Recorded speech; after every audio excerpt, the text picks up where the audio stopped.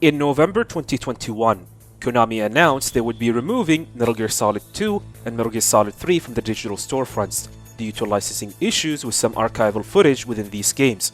Initially, it seems like the end of the series. Gone forever, especially since Konami had not made any meaningful contributions to the series since Kojima's departure from the company. Fast forward to July 13th, 2022, the official Metal Gear Twitter account has tweeted that they are working to bring the series back. We were joyed that Konami had not abandoned the series. On May 24th, 2023, Konami announced Metal Gear Solid Delta Snake Eater, a remake of Metal Gear Solid 3 Snake Eater. Additionally, they unveiled the Metal Gear Solid Master Collection Volume 1. At last, we could play these games on modern hardware. Finally, I'm going to get rid of my old PlayStation 3, which has become nothing but a Metal Gear machine, and enjoy these games with the modern treatments that it deserves. And boy oh boy, I was mistaken. For $60, this collection proved to be a great deal. It included up to 8 Metal Gear games, starting with the 2D ones like Metal Gear 2, Solid Snake, Metal Gear NES version, and Snake's Revenge. The 3D games included are Metal Gear Solid VR Missions, Metal Gear Solid 2 Sons of Liberty, and Metal Gear Solid 3 Snake Eater. The digital graphic novels for Metal Gear Solid and Metal Gear Solid 2 were also included in a movie format. And each game had several versions. For instance, Metal Gear Solid had 4 different versions available, including the original Japanese version, the North American version, PAL versions in 5 languages, and the integral version. Additionally, VR missions and special missions are also included within the collection. Metal Gear Solid 2 and 3 offered language packs for download. The same applied to Metal Gear and Metal Gear 2 Solid Snake, and the 2 NES titles, Metal Gear and Snake's Revenge, allowing players to choose their preferred language. Beyond gameplay, the collection boasted a substantial amount of extra content, including a master book delving into the series lore and a screenplay book containing dialogue from every game in the collection, now available in English for the first time, a significant addition for the fans. Moreover, a music player with 3 remastered extra tracks were also included.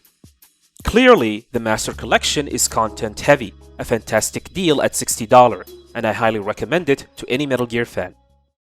However, the main attraction remained the games themselves and how they fared.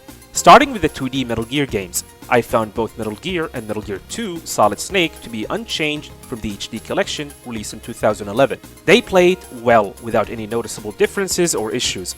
Of course, you cannot play something like the PlayStation 2 PAL versions of the game, where the game speed is faster by 12% compared to the other versions of the game.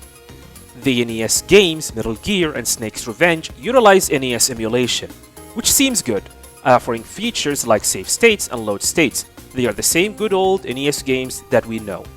Other than that, there's not much to talk about the 2D Metal Gear games. I liked how you can align where the screen position will be, plus you can have backgrounds of your liking. And now for Metal Gear Solid, the first 3D Metal Gear game. Metal Gear Solid in the collection uses emulation, which is expected and sometimes appreciated, but unfortunately the emulation itself is not great. It uses the same emulation as the one on the PlayStation 3, and that means accurate emulation to the game. And you're probably wondering, that is not a bad thing, is it? Actually, it is. The Metal Gear Solid emulation in the Master Collection is so accurate to the point that even the frame rate may take a hit in certain situations. This kind of emulation is so outdated in 2023, especially when there are far better emulation solutions like the one DuckStation Emulator is using, which revolutionized the emulation scene. I mean, check out the footage that I captured from the DuckStation emulation, and look how upscaled, sharp, and crisp the footage is. This is how Metal Gear Solid emulation in the Master Collection should look like, with special emulation features like CRT filtering, scanline, 2400p downsampling. The 2008 PlayStation 3 type of emulation is unwelcomed in this day and age. But guess what? That is not my main issue with the game. I mean, okay, PlayStation 3 level of emulation is decent at the very least.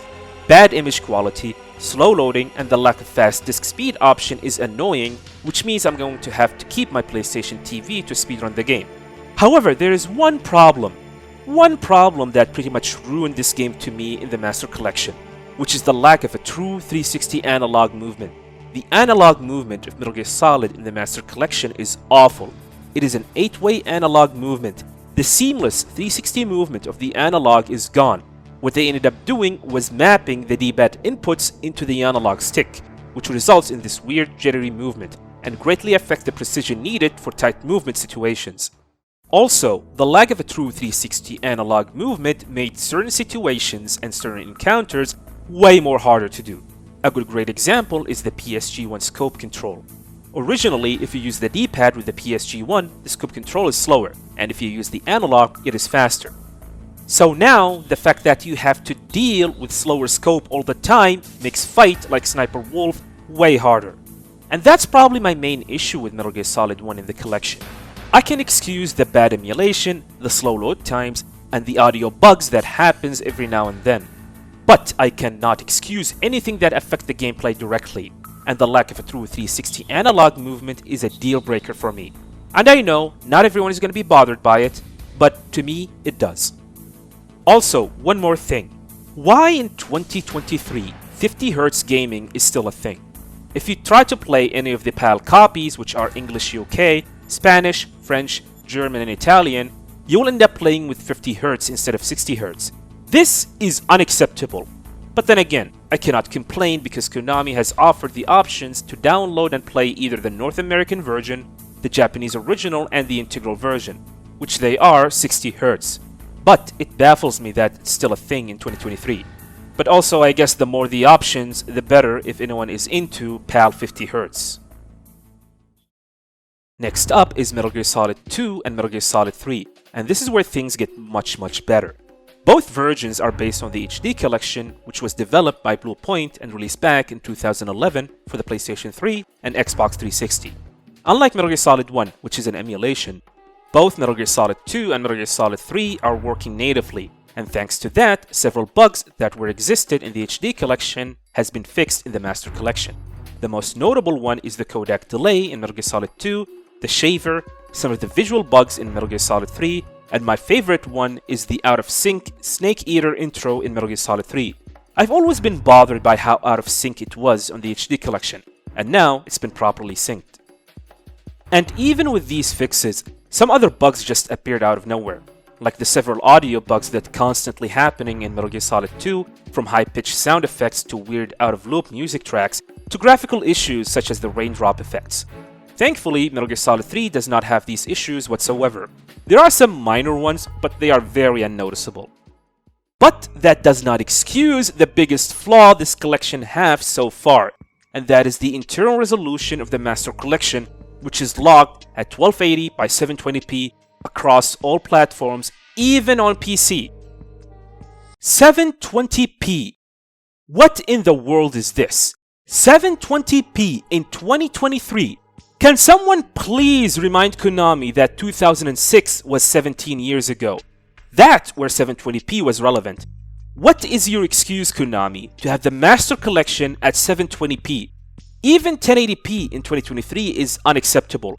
1440p should be the absolute minimum resolution for the games. So for Konami to expect us to accept 720p resolution in 2023 is an insult. And it is not even a good 720p. It is a bad 720p. Even worse than the HD collection. Certain versions of the Master Collection does not have anti-aliasing in it, and anti-scopic filtering is absent. How can you release an even inferior product compared to the one released 12 years ago? Is it incompetence? Is it the lack of resources? Or is it simply greed? And what angers me the most is that the developers of the Master Collection went into the game's code and fixed some of the bugs that annoyed us back in the HD collection. And they can seem to add the most basic setting, which is called resolution, or at the very least gave us a very basic and simple graphical settings for PC. I don't know, man. Something ain't adding up.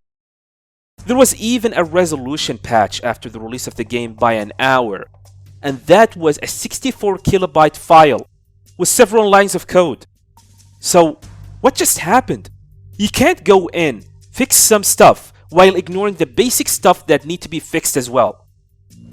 Other than that, Metal Gear Solid 2 and 3 are great. The loads are fast, the controls are very responsive, and they are based on the Xbox 360 controller scheme, which means no more pressure-sensitive buttons shenanigans. However, both games are very lacking in terms of technical and graphical settings.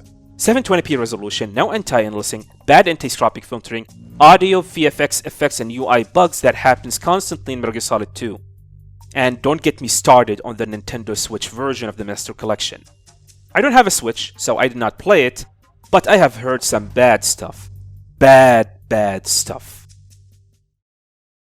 It still baffles me on how Konami released the Master Collection in such a state, especially after seeing the marketing campaign for the Master Collection. From the crazy booth at Tokyo Game Show 2023 to the cute short animated series, you can easily tell that Konami has put a lot of work on promoting the Master Collection. The extra content within the collection itself is amazing. The Master Book is fun to read. The Screenplay book is a great way to see every tidbits in regards of the lore in every game. They even had 3D models of the game's cover that you can inspect. They have put a great work on it. It's just the 3D games are very lacking. The Master Collection was supposed to be the definitive collection, but they are anything but definitive. It does not make sense. The only logical reason is this is a rushed project. The fact that they had to work and ship the collection to 4 different platforms in a short time frame was too much for Konami. They wanted to release the Master Collection during the holiday season and then gradually fix any issues with it. Konami even released a statement a day before the release of the Master Collection mentioning they will be fixing these issues in the near future. Konami knew that the Master Collection have grave issues and it will be received poorly. But they just went with it. They could not afford to delay the collection, just like how they did with the Suikoden HD remasters, where they delay it by a year. And this is pretty much tells me that they are on a tight schedule, and it probably has something to do with Metal Gear Solid Delta Snake Eater. The next day after the release of the Master Collection, Konami showcased a new trailer for Metal Gear Solid Delta Snake Eater, which caught everyone by surprise. Apparently it is the reason why Konami insisted on releasing the Master Collection in this state. I don't know how, but I have a feeling it is. In conclusion, the Metal Gear Solid Master Collection provides an excellent value for the amount of content it has. However, the main games are very lacking from a technical perspective. The lack of graphical settings and support for high resolution pretty much put a sour taste in my mouth.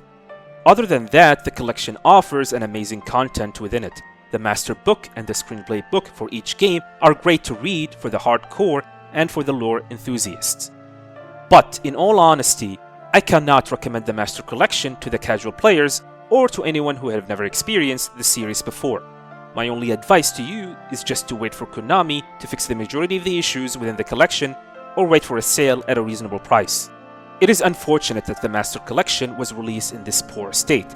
The games within it used to be the one to modernize the gaming genre, pushing the technical and graphical limits to a new heights. Now these games has finally been released to modern hardware. They are just anything but modern. Thank you for watching and have a nice day.